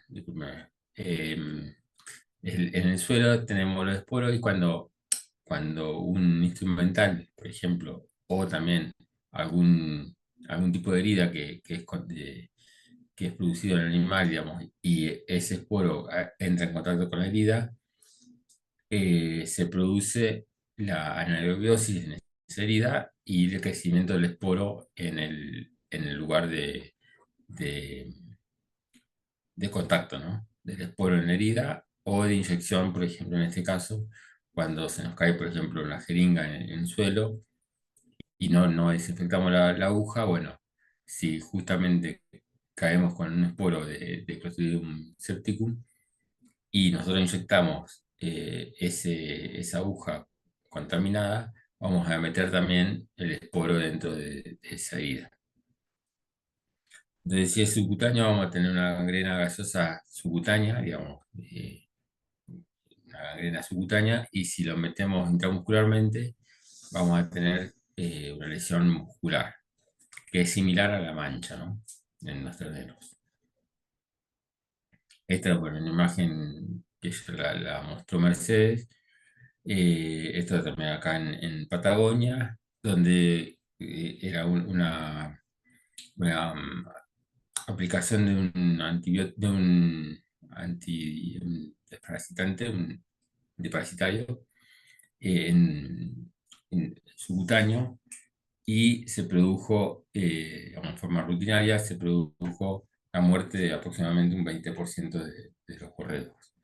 Y eso porque tenían contaminado la aguja y se iban pasando de animal a animal. Entonces vemos que la lesión siempre está circunscrita en el muslo interno, digamos, del animal. Y bueno, y eso se pudo corroborar por el tema del aislamiento, digamos, de la bacteria en las instrumentales que utilizaba, ¿no? Y bueno, ¿cómo se produce gangrena? Puede ser por heridas o- o lesiones que nosotros hacemos a nivel zootécnico, como heridas de esquira, bueno, el escoble, señalado, castración. Generalmente lo que nosotros hemos visto es por aplicación de un inyectable con agujas contaminadas, y esporádicamente algunos casos pueden ser por algunos cortes de alambre, por alambre o espina de los animales de forma individual, y ahí, no sé, cuando se sientan los animales, se acuestan, ahí se pueden cachar, digamos, el esporo de Clostridium y producir esa lesión. Esto es mucho menos frecuente y menos diagnosticado porque generalmente es de a uno, ¿no? Es individual. En cambio, en este caso, en la aplicación de inyectables, es generalmente elevado la presentación de casos. Y bueno, también por supuesto que la baja defensa inmunitaria es un factor predisponente, porque si no tenemos anticuerpos que protejan contra estas bacterias, cuando una vez que germinan estas bacterias y producen la toxina, ya es tarde para actuar el sistema inmune, ¿no? Entonces, como dijimos, tenemos unas buenas herramientas para poder evitar las enfermedades, que son las vacunas. Estas son desde triple, cuádruple, óctuple, hay hasta polivalente de 9 bacterias, 9 Clostridium. Lo importante acá es principalmente saber qué bacterias están dentro de la valencia de la vacuna, y por supuesto respetar la cadena de frío, hacer una buena agitación previamente al uso, porque como ven acá en esta foto, este envase tiene acá un depósito blanco, ¿no? Ese depósito blanco de todos los cuerpos bacterianos que producen la inmunidad, digamos, que generan la inmunidad cuando se lo aplicamos al animal. Si nosotros no lo agitamos bien, esos cuerpos bacterianos quedan abajo. Entonces le estamos dando un juguito sin poder antigénico, digamos. Esos son algunos del recaudo que hay que tener. Pero cualquiera de los que utilicemos, cualquiera de las vacunas comerciales actuales en Argentina son, eh, por lo menos no hay registro de que sean con baja capacidad antigénica. Este, son óptimas. Y lo único que hay que tener en cuenta es saber a ver qué queremos proteger, ¿no? Si queremos proteger enterotoxemia, que es la básica, digamos.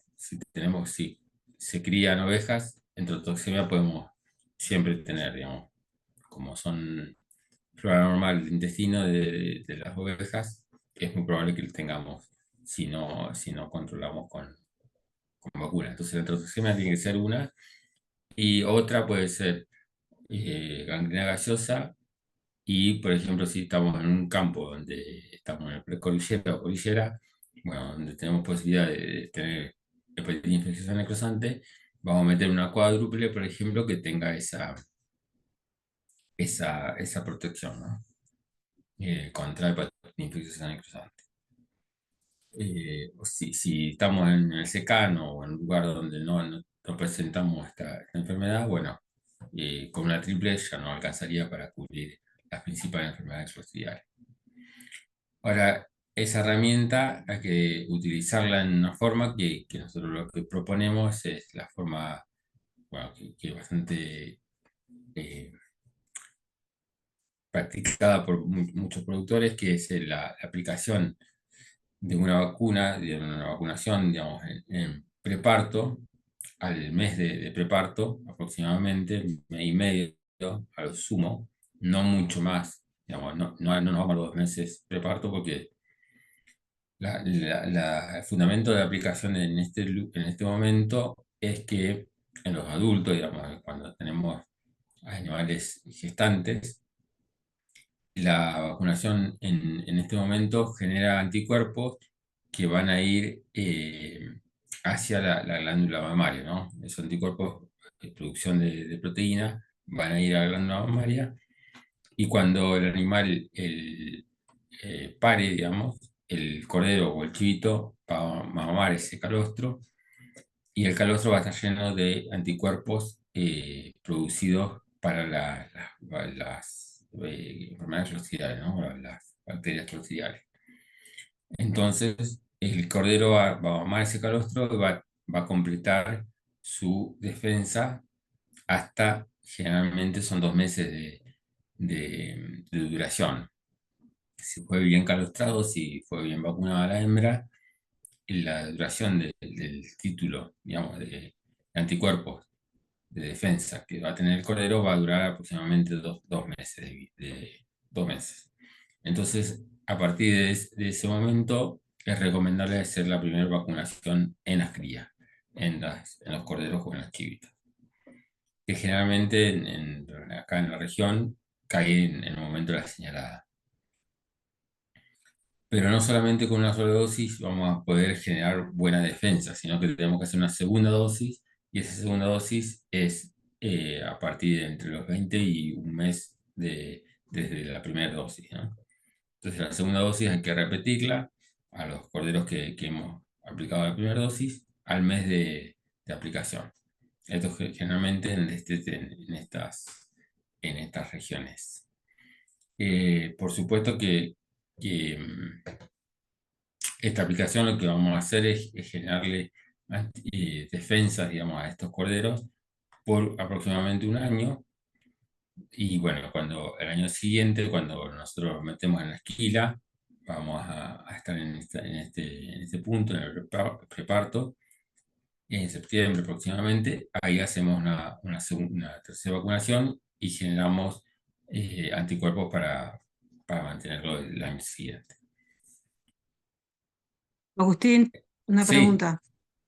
sí, Con ese planteo, pero en un rodeo en que no ha habido primovacunación, o sea, no ha habido vacunación en los corderos ni en borregos. sí. ¿Recomendás igualmente una vacunación a los adultos? O sea, en este caso no sería una revacunación, sino una primovacunación en preparto o no. Sí, sí, sí. Siempre la vacunación en preparto te va a generar anticuerpos para los corderos, digamos, no. El sentido de esta vacunación no lo vamos a tener para protección del animal adulto, pero sí para producción de anticuerpos que vaya al calostro. Entonces, en la próxima temporada sí vamos a tener animales que van a tener anticuerpos al nacimiento. Digamos, van a nacer, van a tomar el calostro y van a tener 2 meses de protección. Entonces, con ese sentido sí tenemos que saber, digamos, también asesorar, digamos, a decirle, mira, vamos a vacunar para que los corderos al nacer tengan defensas hasta el segundo mes de vida. No vamos a proteger los adultos. Si queremos proteger los adultos porque vamos a hacer un cambio de dieta o vemos que va a haber un cambio de verdín o un rebrote, hagamos dos dosis en los adultos. No va a ser permanente, digamos, la generación de defensa, pero sí vamos a tener un aumento en la protección en adultos. Y una otra pregunta, en aquellas ovejas que están en gestación, ¿es Sí, posible hacer una primovacunación o lo que se aconseja es esperar O sea, hacer una sola vacunación ahí 3, 4 semanas antes de la aparición y después hacer una primo vacunación una vez paridas.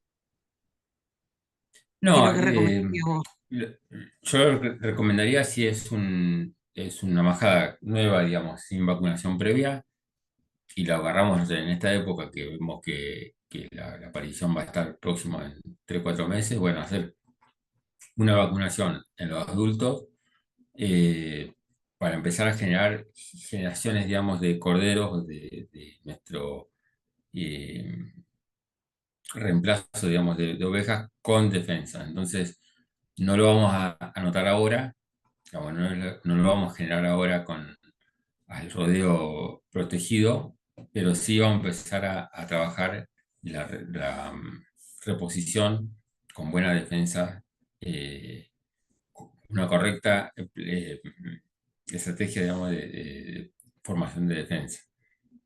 Entonces, yo recomendaría hacer una primo vacunación, únicamente una vacunación, perdón, preparto como para generar anticuerpos para que los corderos empiecen a tener un buen plan desde corderos, ¿no? Si estos corderos quedan en reposición, ya van a tener un plan de vacunación acorde para que cuando sean adultos tengan las defensas bien activas.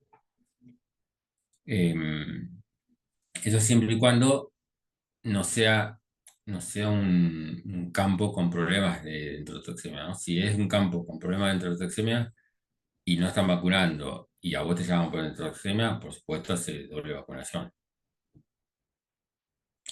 Eso eso tiene que ver mucho con el manejo del campo, digamos. Si en el campo también hay muchas veces que hacen suplementación, o sea, una suplementación estratégica en julio o bueno, en preparto o no sé, quieren hacer una suplementación, no sé, en marzo, bueno, o el verdín que crece en esa época en el campo es grande y tenés problemas de mortandad, bueno, por supuesto que la doble vacunación en adultos es necesario como primera medida, digamos, de prevención. Pero si no es importante la enfermedad, digamos, si no es prevalente en forma endémica, yo haría una prima vacunación como para empezar a generar la defensa a nivel poblacional a futuro. Bárbaro. Gracias. Y bueno, y esta doble vacunación tiene que ver con el efecto Buster que se le dice que es debido a las dos vacunas, digamos, a la memoria generada por una prima vacunación eh, y a la aplicación de una segunda vacunación, vamos a tener una mejor respuesta inmunitaria a nivel permanente, ¿no? Esto es un ensayo que se hizo, que se trabajó con una sola dosis. Si nosotros aplicamos una sola dosis día cero, vamos a tener recién en la séptima semana un piquito de anticuerpos que llega a superar el nivel de, de defensa que está diagramada por esta línea punteada. Superado este nivel de defensa, los animales están protegidos. Por debajo de este nivel de defensa, de anticuerpos, vamos a decir, son animales que están en riesgo, ¿no? En riesgo de producir la enfermedad. Entonces, con una sola dosis, esta línea representa la producción de anticuerpos con una sola dosis. Y con las dos dosis, separados de un mes o 3 semanas, vamos a tener un crecimiento exponencial del anticuerpo, generando un mantenimiento de los anticuerpos a nivel hasta el año de vida, prácticamente. Y bueno, y esto es lo que le decía de la reposición, digamos, si mantenemos este trabajo a lo largo de 5 años, vamos a estar asegurados de que toda nuestra majada va a estar correctamente inmunizada, correctamente con un plan de prevención o de vacunación correcto como para evitar cualquier problema en caso de, no sé, una suplementación de emergencia, por ejemplo, ahora en el sur con todas las nevadas, que tuvieron que salir a suplementar. Bueno, si vienen trabajando ya hace 5 años, todos los animales que están suplementados van a recibir un factor predisponente fuerte, que es el cambio de dieta, pero ya van a tener defensas en buen estado, digamos. Entonces seguramente van a ser animales con mucho menor riesgo de producir, de generarse, digamos, introducción al menos, alguna enfermedad clostridial, digamos, en estos animales, a que sea una majada que no tenga este plan de vacunación. Así que bueno, hasta ahí tendríamos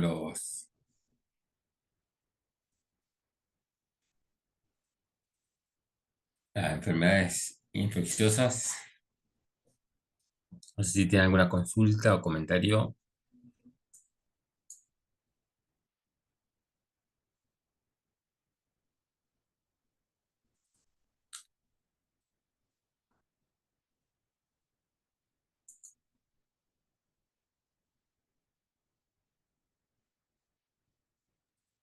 Agustín, en el video ese que mostraste de la oveja que estaba con enterotoxemia, ya esa oveja, por ejemplo, ya no tenía vuelta atrás.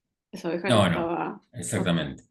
Una vez que es afectada por una enfermedad clostridial, generalmente es de alta letalidad. Es muy poco probable que se recupere.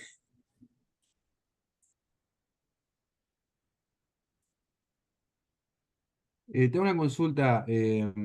¿La aplicación subcutánea contra la policlostridiales la hacen detrás de la paleta o cara interna del muslo? ¿O indistinto? No, nosotros recomendamos siempre sentar al animal y aplicarlo en el muslo o en la cara interna del muslo. Eso es para verificar que todos los animales recibieron la vacuna bien y que haya sido administrada en forma correcta, digamos, que no se haya traspasado, no sé, el cuero, la piel y no tengamos eficiencia, digamos, en la vacunación. Entonces siempre lo sentamos y en la cara interna del muslo aplicamos la vacunación, subcutánea siempre. Está bien.